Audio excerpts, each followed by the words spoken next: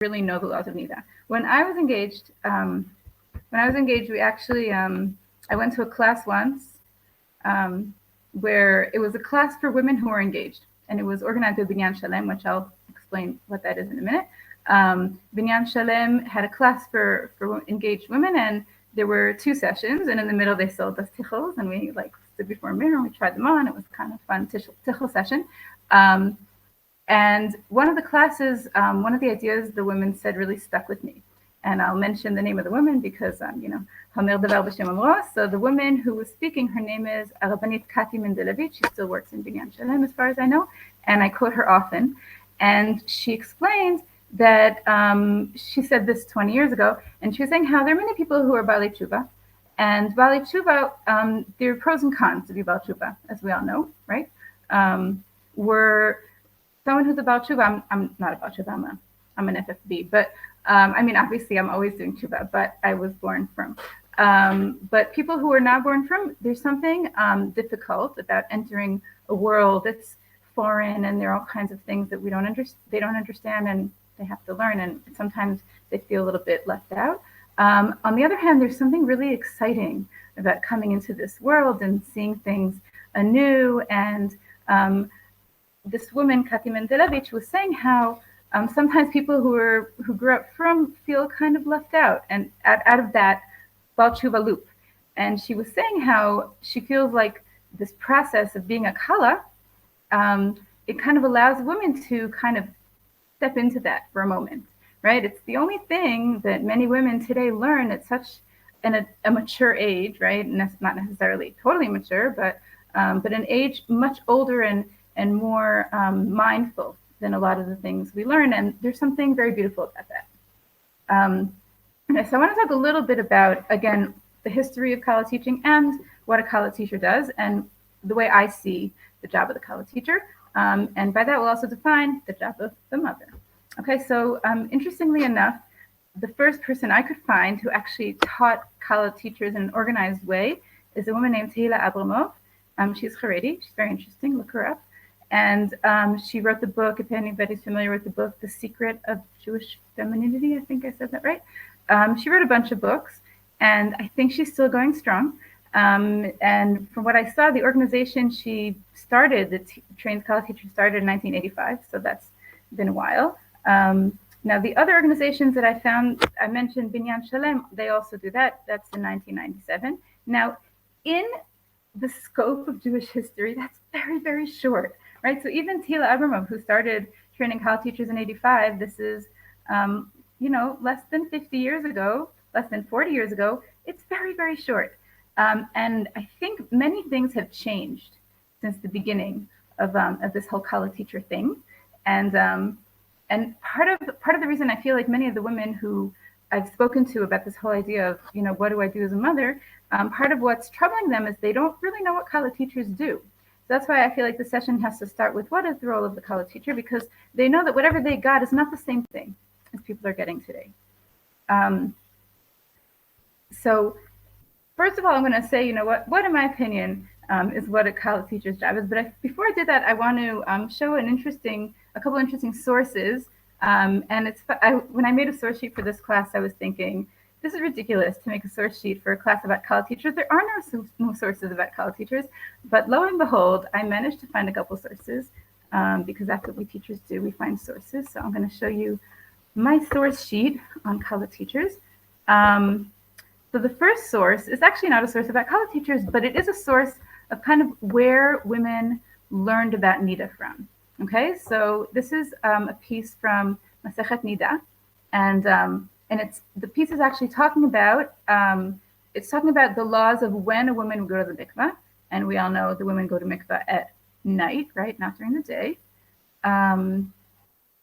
So the Gemara says like this: Amar Rav, Nida bizmana ena tavelet ela balayla. So Rav says a woman who goes to the mikvah at the right time, meaning on the seventh day, at the seventh night, ena tavelet ela balayla.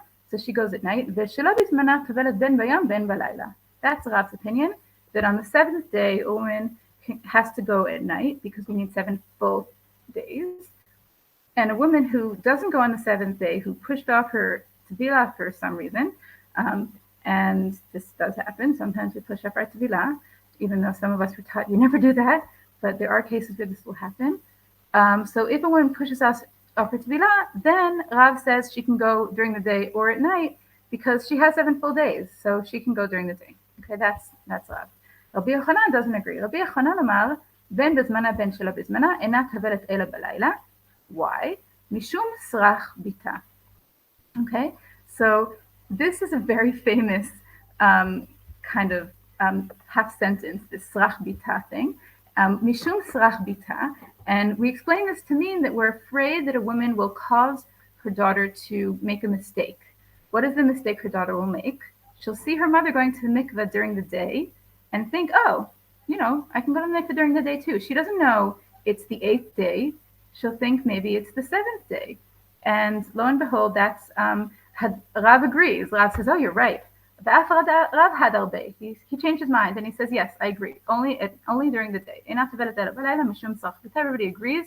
It's very important for the daughter to know the rules and not to make mistakes.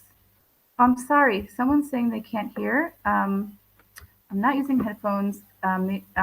Maybe write to the tech because if anybody else doesn't hear, also write because I think the sound is working, but you're welcome to write to our tech person, okay? Okay.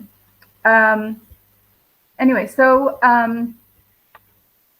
Rav and Rabbi Chia, at the end of the day, they agree that women have to go at night, and the reason is because we want the daughters not to be confused. Now, I love this Gemara because there are all kinds of interesting things going on here. Okay, so first of all, it's clear that there are not organized classes going on here, right? It's not a woman sitting her daughter down and saying, listen, we only go at night.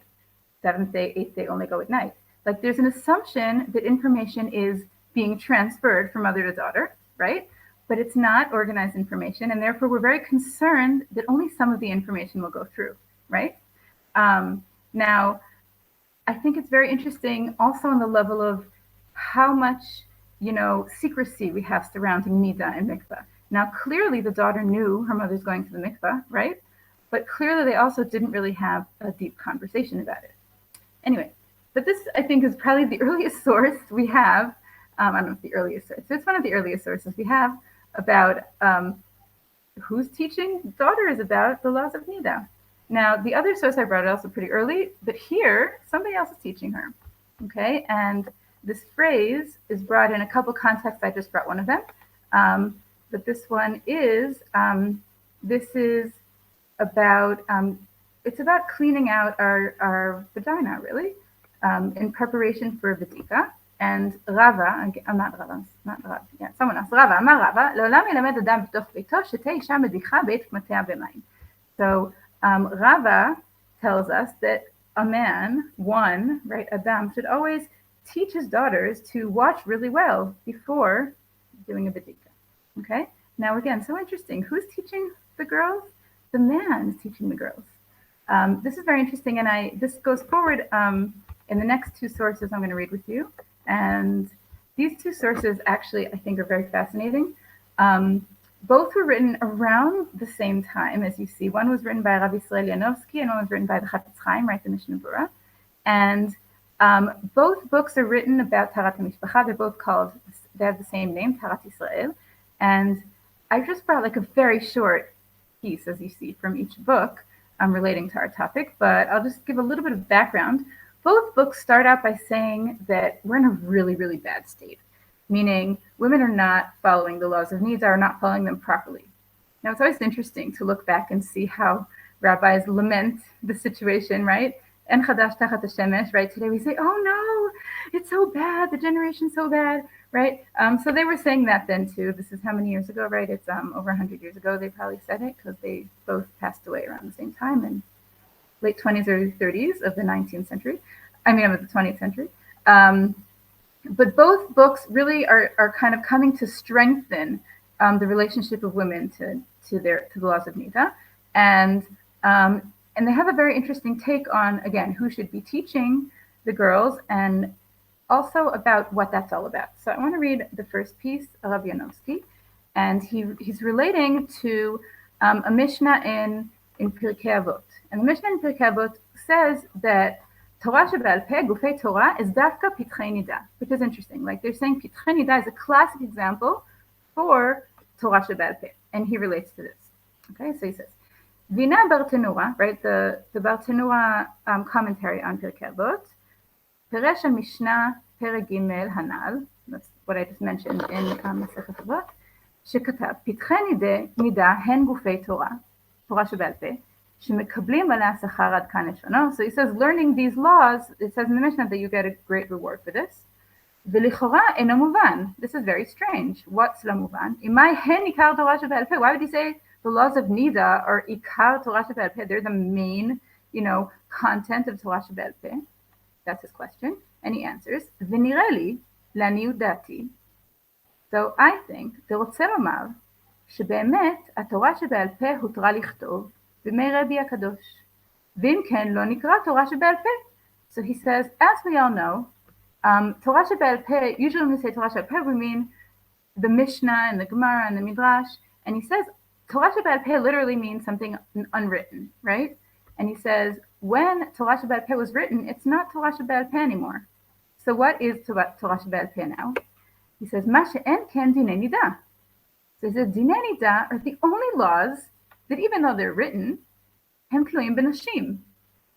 So even though they're written, the main mass of דיני נידה is unwritten rule.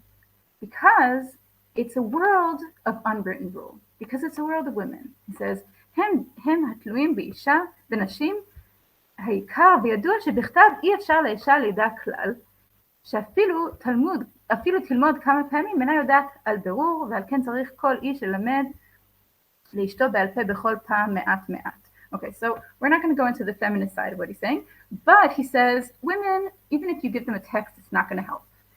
They're not going to understand, they're not going to remember, and he says the way you have to teach women, and again, we're going to kind of shut our ears to like the non-feminist content here, but he says in order for women to really understand, you have to tell them slowly, little by little. And he says that's why the only content that's still really Torah shebe'al peh is the laws of Nida.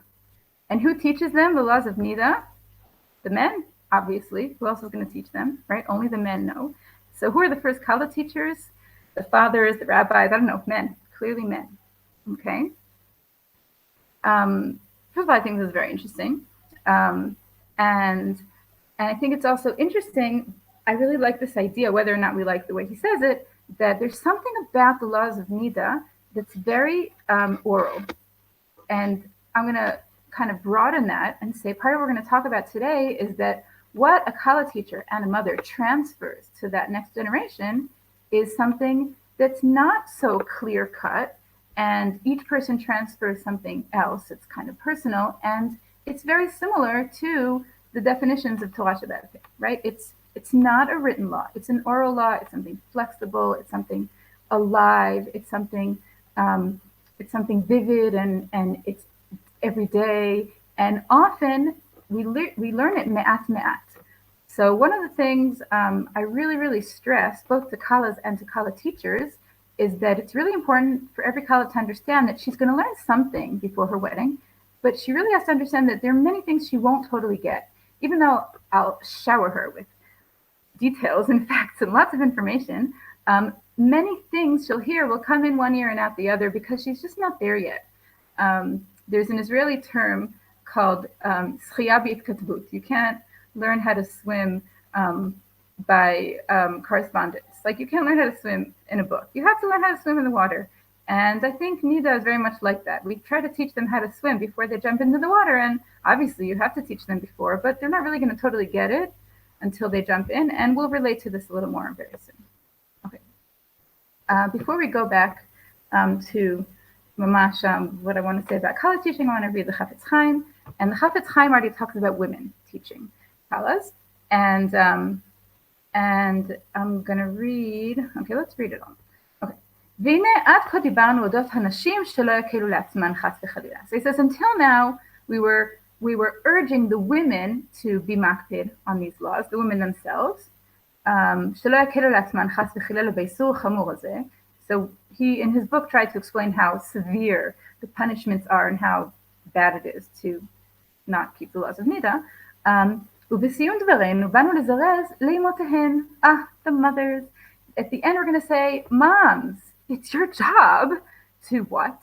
שיפקחו על בנותיהם, שיפקחו על בנותיהם. You have to watch and make sure that they know the laws. שלא יפלו חס וחלילה באיסור המר, that they won't fail and fall in this bitter transgression. ואל תאמר שדי לה שתדבר עמה אודות זה פעם ושתיים. Because it's not enough to talk to her once or twice. לא כן הדבר, this is not so. כי צריכה לעשות כל השתדלות למונעה. So she has to make a very big effort to make sure that she will not transgress these laws.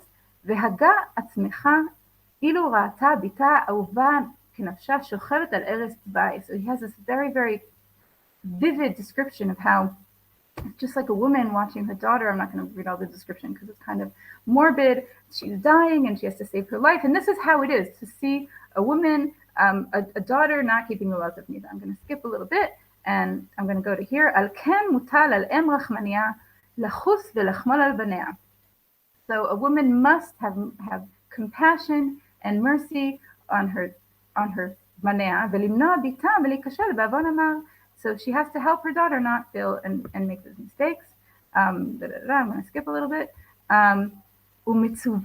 ומצווה אנשים שאננות בכל עיר ועיר לשום לב על עניין הקדוש הזה. So not only is the mother in charge of this, he says every city has נשים שאננות, which apparently is the name of an organization.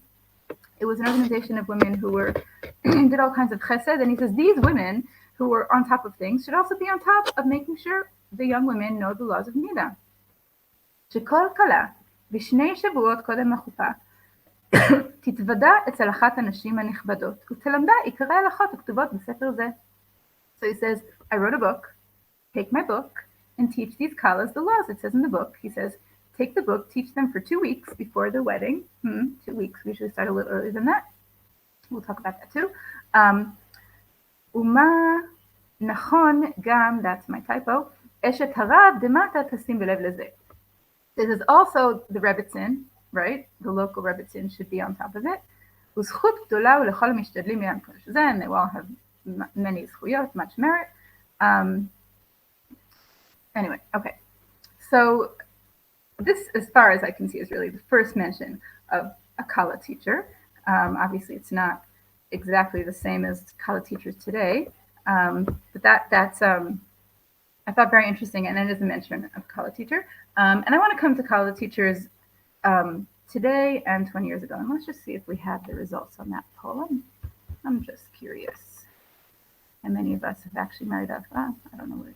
I'm going to move on. Okay. So what is the job of a Kallah teacher?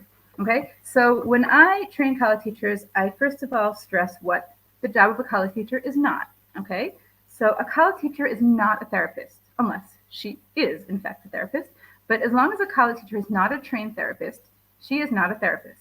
Now, this is very tricky because when I train Kallah teachers, I do bring them lectures of therapists, and I feel like it's really important to me to emphasize that when there's a need, we send a Kallah to a therapist, but it's very important that a Kallah teacher understands the boundaries of her job. Okay, so she's not a therapist. Okay, she's not a doctor. This is also very important. When I first started training Kallah teachers, I actually I was in touch with a doctor once, and I actually went to this doctor because I had recommended him to many women, and I decided I had to meet him myself. So I decided to be his patient for a while. And when I told him, I'm a yoetzet halakha and I'm a Kallah teacher, so he said to me, "You're not a doctor." And I said, "This is true, I'm not a doctor." And he said, "Never, ever, ever give a woman medication." So it had never occurred to me to give a woman any kind of medication.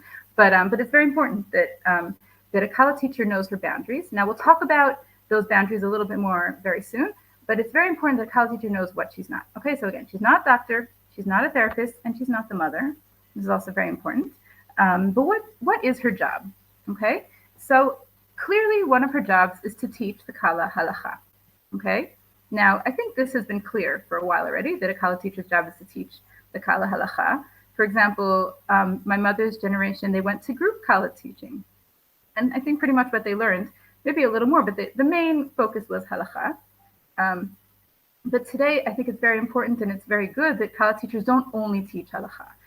But I still, when I teach a Kallah and I give her like a description, a course description, I give her a syllabus. So I say the main like sir, the main shidra, or like the main path we're going to take is going to focus on halacha, and we're going to branch off into other things. But yes, halacha is still one of the main jobs of the Kallah teacher, to teach halacha. Okay. Now today, most Kallah teachers also talk a little bit about relationship. I think this is also very important.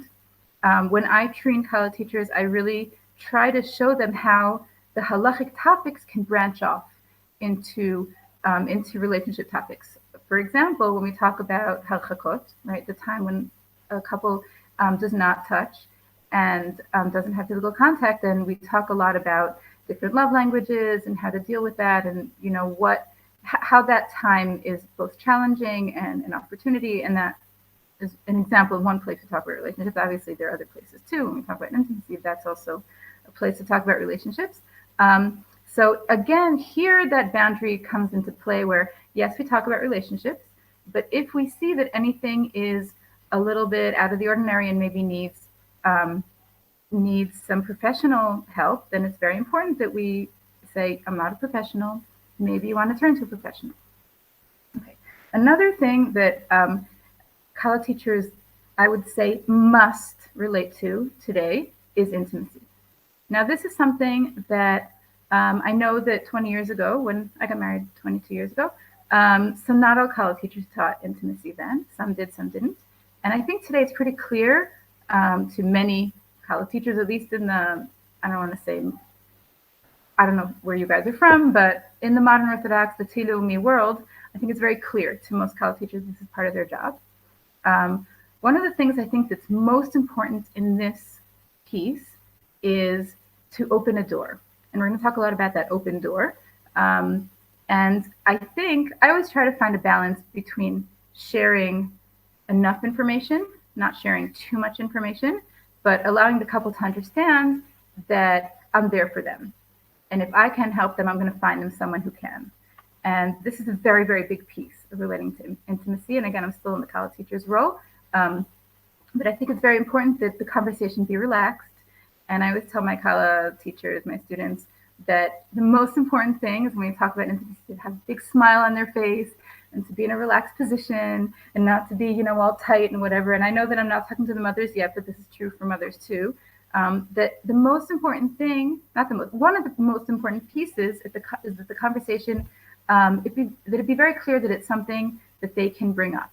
That again, Kallah's teacher, and soon in a minute in a couple minutes talking about mothers, that the mother or Kallah teacher is happy to talk about, open about, comfortable to talk about. Now, if you're not comfortable, so if you're a Kallah teacher, check that out. And if you're a mother, check that out. If you're a mother, then you can't quit. If you're a Kallah teacher, I would say work on it before you teach your next Kallah, because it's very important.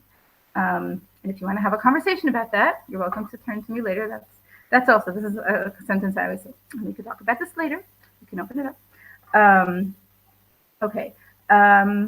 Another thing that I'm going to talk about again in the context of the mother very soon, but I'm going to say in the context of the Kallah teacher, I see one of the most important pieces of the Kallah teacher's job is to make sure that there is not a chupat nida, that the Kallah gets her period at the right time, and that at the wedding she is not a nida. Now, I'm saying this, and I'm going to also hesitate a little bit.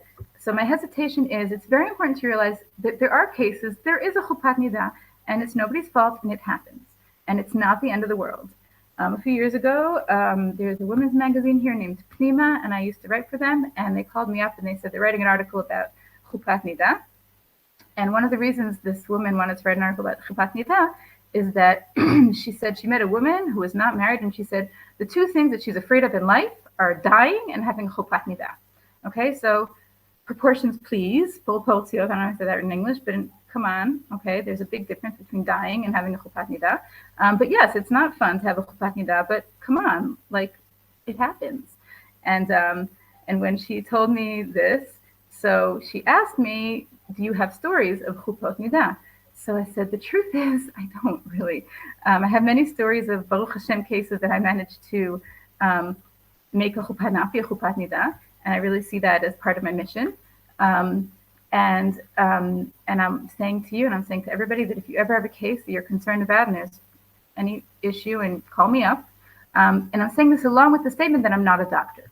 Okay, so again, I don't prescribe any medicine, but I do, before and after the Kallah goes to the doctor, I sit with her and I just make sure that whatever math they did with the doctor really makes sense halachically. And even after the math, sometimes a woman will get a pill and she'll start spotting. And then it's really up to us, the Kallah teachers, or I don't know if you guys are Kallah teachers or mothers, but it's up to, and I'm going to say soon that the mother too, I think, has a part in this, to just make sure everything's okay and to make sure that we find the best halachic solutions for whatever situation we have. And there are many halachic solutions, so it's just very important to be aware of that. And the sooner the better. Like, there's not always so much to do the day of the wedding. There's usually more we can do a few days before and even a couple of weeks before. But I do see this as a very big part of the Kallah teacher's job. Okay, I see I'm talking too long about Kallah teacher's job. I want to get to the mother. I'm just going to say one last thing about the Kallah teacher. So the Kallah teacher, and I'm going to say two more things about the Kallah teacher. So the Kallah teacher also, today, one of the things that I think is very, people are very aware of the fact that a Kallah teacher is also, it's very important for her to be involved after the wedding.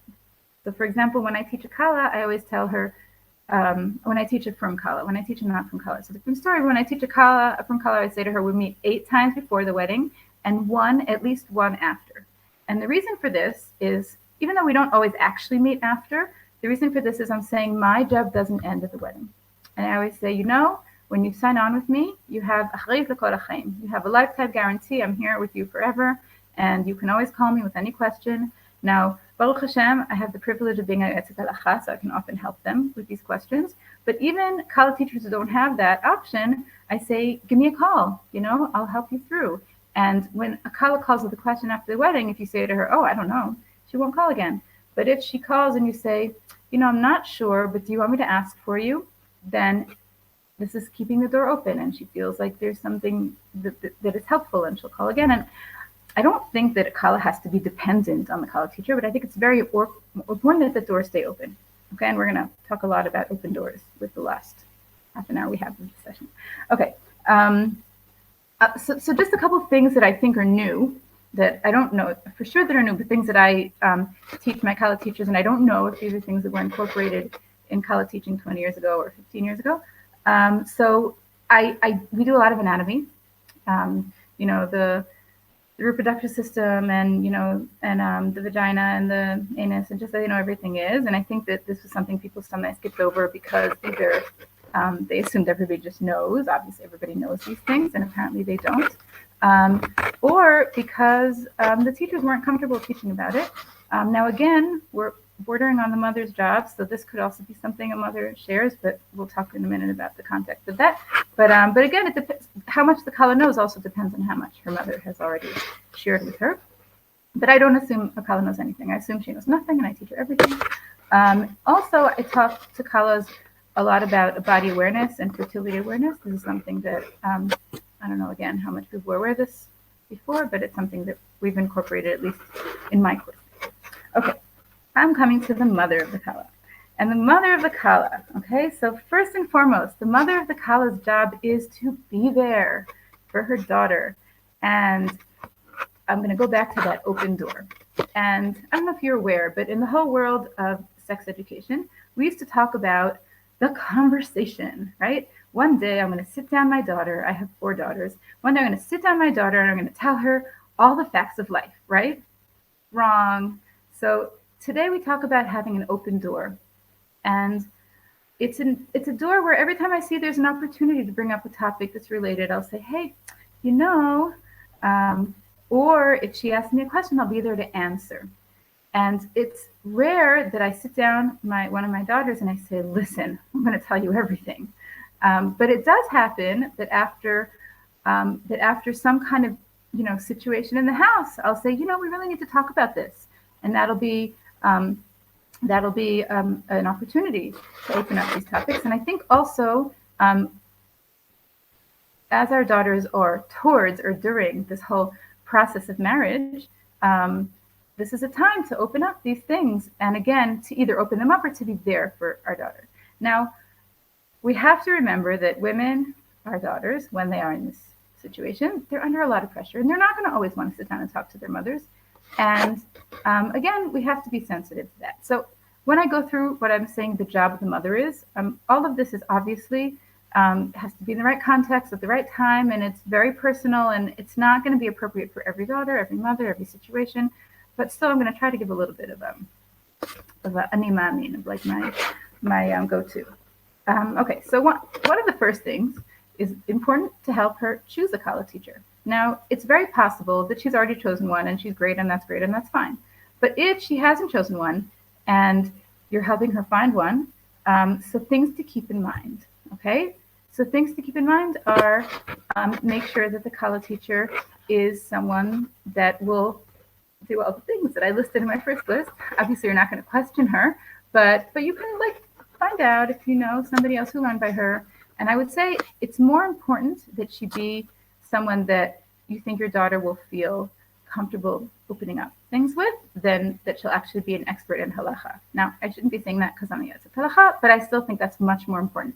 And I know many, many Kallah teachers who are not experts in halacha, but they're very personable and open and lovely. And that's something that I should have said that differently. I'm sorry. It's very important to find the right teacher for each Kallah. Start over, right? Each Kallah needs something else. And it's very important to find the right Kallah teacher. In many cases, the Kallah needs someone that's personable, not necessarily an expert in halacha.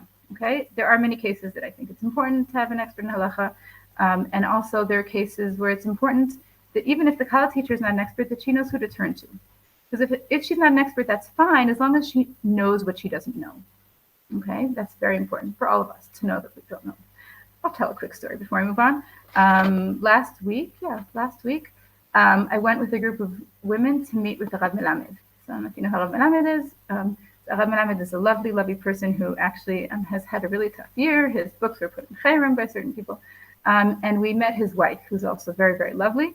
And she told her story, and I'll just quickly tell a little bit about what she said. So she, her family was not frum, and they became frum when she was in high school. It was not easy. And she told us all these funny stories about all kinds of things she like didn't understand at some point when she was frum, and she was a madricha in Ariel, which is like a very, very from like the Haredi Leumi kind of youth group. So her chanichot knew everything that she didn't know, and every once in a while they would say things she didn't understand. So one of the examples she gave is on Shabbat they found something, and they said, "Oh, we have to do Hashabbat Avedah." And she said, "Hashabbat Avedah, what's that? I don't know what that is." And she thought, Shabbat, what does that mean? What does that have to do with Shabbat? She couldn't figure it out. Finally, on Sunday, she went to her friend, my neighbor, Matka Petrikovsky, who was her classmate, and asked her, what does that mean? And she explained, and she was so embarrassed that she didn't know. And part of what she said was she went through a period of being embarrassed that she didn't know. And at some point, she said, it's okay. I don't know. You know, there are things I don't know. And anyway, it's good to know that there are things we don't know. So I'm saying this to myself and to all of us and to all these Kallah teachers. It's very, very important to know what you know and know what you don't know. And I think it's more important in a Kallah teacher to know what she doesn't know than to know everything. And as I always say, there are books, and you can look it up in a book. Kallah can look it up in a book. Anyway, okay, so that's the first thing I said was open door, and the second thing we said is choosing a Kallah teacher. Okay. The third thing I want to mention is, we already mentioned, but the idea of setting up the whole hormonal cycle with the wedding. Now, I want to relate to this from a little bit of a different angle. Not everybody wants to go on the pill when they get married. Today, many, many women want to go on the pill, but not everybody does. It's very important to me that a Kallah make her own decision about this, and there are many options, and I try to help every Kallah find the option that's best for her. Now, this is something that I think is very important in the mother's role, and it's sometimes very hard. And this is actually something that I've had a couple experiences where a mother had a very clear idea of how her daughter should go about this, and her daughter wasn't necessarily in the same place as her. And here, it's very important that a mother be responsible and make sure her daughter has all the information she needs to make a responsible decision. She has to make sure that her daughter goes to the doctor early enough to know what's going on. But at the end of the day, I said this to a mother recently, if you're letting your daughter get married, you're admitting that she's an adult and it's her decision. Okay, so recently I had this case that a mother called me. My daughter said this. I think she should do this, and at some point I said to her, she can do what she wants to do. She just has to know all the information. And the mother didn't want to share all the information. And I said, listen, she has to make her own decision. She has to have all the information. She's an adult. If she's getting married, that means we're saying that she's an adult, right? I mean, she was very young, but I think this is a very, very big piece in this whole topic that when we marry off a daughter, yes, she's an adult, but she's still our little girl, right? And this transition is a really difficult one. And I think it's something we don't ever totally understand. And it also doesn't ever totally happen that we relate to our children as complete adults. I'm not there yet with my kids, but I think of my relationship with my parents that, we're always kind of kids towards our parents to a certain extent. But this is kind of the transition in a very big way. And it's hard. It's hard. But part of the mother's job is to figure out how to balance the level of her involvement and the level of freedom that she gives her kids. And this is something I think is a big piece. And as much as I say about it, I think I'm not going to prepare anybody for the immensity of it because it's immense. But this is a very big piece in being the mother of the Kallah. And maybe we should have spent the whole session on this, but you'll come back and we'll spend the whole session on this. Okay. So another thing that I think is a very important role of the mother is to notice if anything's not right. Anything's not right. This is a very general statement, but either something's not working with the Kallah teacher. It could be that it's just not the right teacher for your daughter, and that's okay. And you can leave a Kallah teacher. It's not a Catholic wedding, and we allow divorcing your Kallah teacher. It's happened to me that I got rejects from other Kallah teachers. Not rejects. I got Kallah teachers were rejected, and Kallahs came to me, and it's happened to me that Kallahs left me, and that's totally fine. And it's very important that if it's not working, it's okay. Okay, along with the fact that I think that people today don't commit. I'm not going to go there, but I think it's important that if you see that it's not working, you can encourage a daughter to try something else. Okay. Again, I'm going back to the whole medical piece. If you think something's going wrong, totally be on top of it, and that's part of your job as a mother to make sure that your daughter is getting the proper medical advice. Very important. Okay. What else? I already said not to get too involved in decisions, to be an open ear, to be supportive, to be there for her. Now, one of the things that I try to do as a Kallah teacher is I try to sometimes bring up a topic and say, hey, ask your mother. And the thing I usually do that with is tevilah. Now, it's interesting that when a woman gets married, we assume that she takes upon herself most of the laws, most of the halachot, right, and the minhagim of her husband, because that's kind of what we assume. And this assumption is actually not so clear. And if you're interested, there's a lot of material on it. And I actually, if you ever want to look for an essay, I have a 27-page essay about this topic. So it's not 100% clear. But one of the things that is even less clear is in the laws of nida. Does a woman take on her husband's minhagim, or does she keep her mother's minhagim? And dafka in tevilah, there are many people that would say that a woman would do tevilah like her mother. And when I teach a Kallah, when we learn tevilah, so I discuss this with her, and there's a discussion, and we either she has a Rav and I send her to her Rav to ask him what to do, or she asks me what to do, and then depending on the situation, we decide. But often I'll say to her, go ask your mother. And then I say, it's a really good opportunity to open up these things. And then I'll also have a discussion with her about whether she talks to her mother about these things. But I think that it's really a beautiful time, and it's really an opportunist time.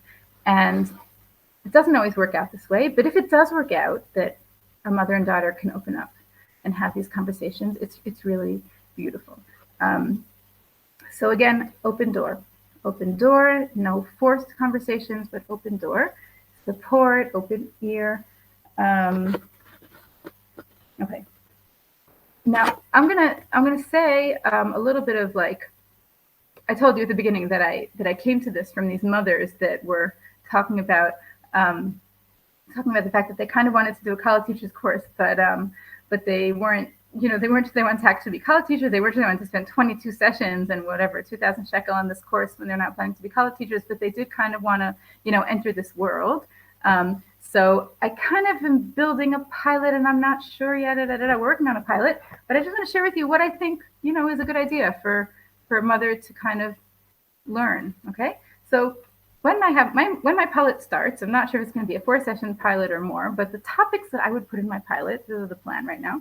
Okay, so first of all, I think refresher course. I need the refresher course. I think many women are kind of not on top of things, and they'd be very happy to know a little bit more in depth. And also, when their daughter learns things, maybe their daughter will learn things more in depth than they did. Anyway, I think a halachic refresher course is totally a good idea. Another thing is also, the biology and the anatomy. I don't know if everybody knows that, and it's a good idea for mothers of the Kallah also to kind of know what's going on all over there. All these parts of our bodies that we don't necessarily think about so often because they're hidden, right? We all have noses and ears, but you guys remember we have a uterus and, yes, and ovaries, Now, another piece that we haven't talked about at all, but I've kind of decided has to be a part of my course that is not out yet, but it's coming out soon, Bezrat Hashem, is a dating piece, because I think that it's really challenging to be a parent to dating young adults. And I'm not going to give this piece. I have a friend who's an expert in this, but I think that that's something also. It's a piece also that we just talked about the whole yes involved, not involved, too involved, less involved. That's, I think, very, very present in the whole dating piece. And I think it's very important for parents to kind of be aware of, how they're strengthening their children and how maybe they're not so much strengthening their children. I won't be negative, but each of us has the things that the criticism that maybe is not so good for them, and the strengths that we give them, and finding that balance is an important piece. Another piece that I feel would be very beneficial is kind of a review of birth control. So many of us have learned something about birth control, but usually we know whatever we used. And when I teach a Kallah, I usually give her a full overview of the options. And I think it would definitely be very beneficial for anyone to know about birth control, just to know about the options and how they work and what they're all about. Anyway, so that's another piece.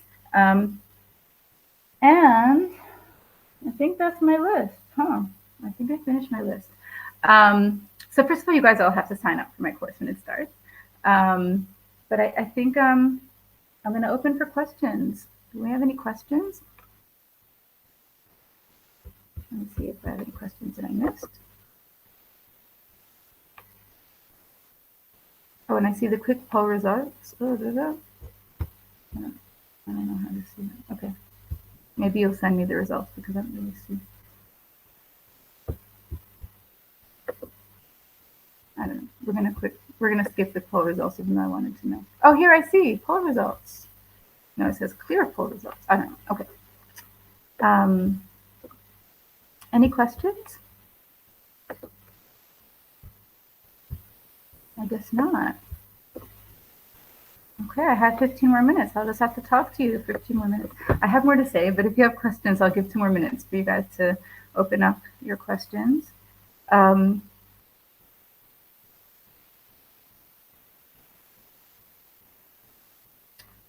Okay, so I'm going to go back to my open door piece because I feel like that's one of the biggest parts of what we're talking about. And I'm going to share a little bit of how I see this whole open door technique. 1 second. Oh, somebody did right here. 1 second.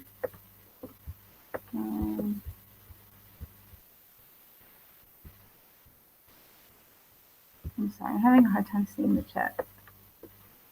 Okay, I see questions. Okay. As a Kallah teacher, have you ever done a session with a bride and her mother? I haven't, but that's such a great idea. And I've been thinking about it for a while. Yes, I think it's an excellent idea. I've had conversations with mothers, and I've had Kallahs whose mothers I knew well, and then I've had long conversation with the mothers. But no, I've never done that. I really should offer a session with the mother. Yeah, thank you. That's a good idea. It's funny because I thought about it at some point, and then it never actually happened. Yeah, excellent idea. Any more questions? Room chat. No, I don't see any questions. Maybe I'm just missing them. Oh, I see a question.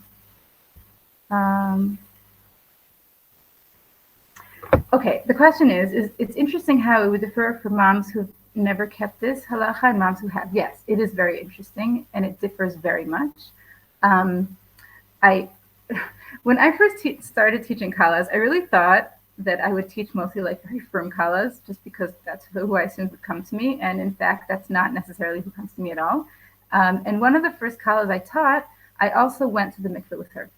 And when I went to the mikveh with her, so as she was preparing, I was chatting with her mother, who was not firm and who had never kept anything and knew very, very little. They were Russian olim, and the mother knew so like nothing, and she'd never been to the mikveh before.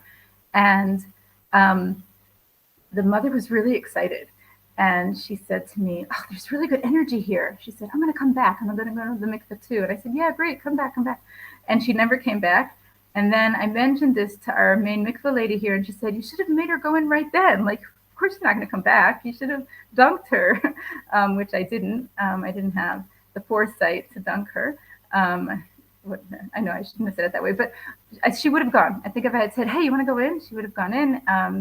I think that when a mother's not keeping the laws, so on the one hand, sometimes they're very, very open and interested, and sometimes they're a little bit reserved and kind of concerned because they don't know what it means and it's kind of foreign to them. So it could be sensitive and it could be exciting. So I feel like it really depends so much on the situation. But this situation was just very beautiful how the mother was so excited by it, by the whole Nida piece. So does a Kallah go with the Kallah teacher to the mikveh? So I have the privilege of also being a mikveh lady, on and off. So I always offer my Kallahs to take them to the mikveh. Sometimes they do, sometimes they don't. Not all my Kallahs live here. Sometimes they come from far away. Sometimes they actually travel to here to go to the mikveh with me if they want to. But no, not every Kallah teacher goes to the mikveh with her Kallahs. It depends mainly on how connected she is with the local mikveh lady. But because the local mikveh lady is my good friend, and because I used to work there, I like to do that. And again, I offer it only if she wants to. But it is a beautiful, like, kind of, full circle when they say yes, and it's very exciting when they come with me. I mean, it's exciting for me. I hope it's exciting for them too. I used to do it a lot. It happens less now because most of my Kallahs aren't local. So it used to happen more. Any more questions?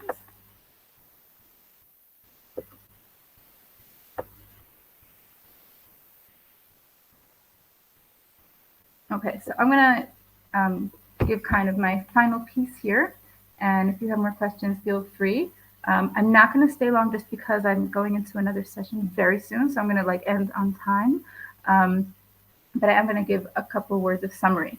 And I want to summarize with 2 points. Okay, so one point is really that open door that I keep talking about. And I want to give an example of that open door. Okay, so I'm going to share a kind of personal thing. My kids are asleep; they don't know. But I have a daughter who just broke her arm, and she needed some help with the shower. And this was uncomfortable for her because she's a big girl, and it's oh, thank you. So she needed some help, and this was not so comfortable for her. And we had a conversation, and I sat her down and I said, we talk about how your body is your own and other people, can't touch your body without your permission, but your mother helping you take a shower is totally legitimate. And I said, I'll do it if you want me to. I won't if you don't. But it's not asur, it's not bad. Your body's not something you need to be embarrassed or ashamed of. And I think, again, the most important place to, relate to these things is when it comes up. And again, with the Kallah, this is when it's coming up for real. And again, sometimes you're not going to be the one relating to it. Maybe the Kallah teacher will. And this is something I think is somewhat disconcerting for some mothers. And I know, I didn't say this in the beginning. I planned to say in the beginning that I feel like many mothers feel guilty that they're not the Kallah teacher. And I think, again, it hasn't happened to me yet, but I have a feeling I'm not going to be the Kallah teacher for some of my daughters, even though, like, I'm the Kallah teacher. Come on. Like, I feel like saying I have a doctorate in Kallah teaching, but they don't know that, you know? And I'm their mother, and they might choose someone else, God forbid, but yes, they might. And I think it's really important also to allow for that, because it needs to be the person that they are most comfortable with. And I might not be that person. And maybe I wish I were that person. And maybe we'll still have some really good conversations before the wedding. And it's important to accept that. And it's funny, I've had some conversations with college teachers about whether it would be ideal for the mother to be the college teacher. And I'm not 100% sure that I would say, like, as a rule, it should always be the mother. And that would be the ideal. I have I have mixed feelings. If I say there's a rule it should be that I'm not, then that's going to be really bad. So I have to be careful what I say. But no, but for real, I think that that it's really legitimate for women to gain wisdom from various sources. And their mother is one of those sources, and there are other sources, and it's okay for them to choose another source at this point in their life. And my daughters already know that even if they take someone else as a college teacher, then they'll have to come to at least a couple sessions with me, because there are things that I have to tell them. With my daughter, one of my daughters always said, I know, even if I go to somebody else, I'll have to come to you too. But yes, if they go to somebody else, then my heart might be a little, but I'll smile and I'll say, I understand. I hope I'll smile and say, I understand. Anyway, that's that piece. And the last few words about the balance of involvement and disinvolvement. If that's English, I'm not sure that's English. In general, raising children is a balancing act, right? Of being caring, but not too involved. And I think that at different stages, it comes out in different ways. And I think the process of a child becoming an adult is a place where it's very tricky. And I think that it takes a lot of thought and a lot of precision, but I think it's a beautiful thing. And I'm sure you've heard that people say that having a child is like having your heart out somewhere, right? And it doesn't change when they grow up. It's still my heart out somewhere, right? And it's open to the winds and to the whatever. And as our children grow older, we have to learn to live with that they're their own people, and they make decisions, and sometimes they make right decisions, and sometimes they make wrong decisions. And our job is be there, and sometimes to extinguish fires, and sometimes not to extinguish fires. And it's not always clear when to extinguish fires and when not to. But I think it's very important to learn how to offer our help and not force them to take our help. And all the list of things that I said to you, right, about finding the college teacher and helping with the period and whatever, all those things, we offer our help, but we don't force them to take our help. And we say, if you want my help with this, I'm here. If you want me to, hold your hand through this, I'm here.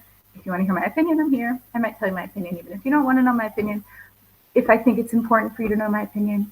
And it's a very, very fine balance. I thank you for coming. And if you have any more questions, I'll be here for another 2 minutes until I have to go into my next session.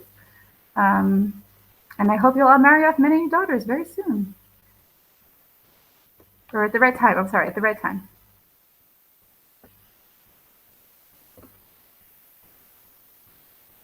Okay. How do you get the essay? It's not my essay on Minhagim, by the way. And it's on a site called Atar Din. It's an amazing essay. Look up Ha'im Ha'isha Tzricha Lekabel Et Minhag Ba'ala on the site Din. Look it up. It's very cool. And if you know me, Debbie, that's you. If you know me, I'll send you a link. Thank you, and have a great evening. And I hope you're going to another exciting session. Shavua Tov.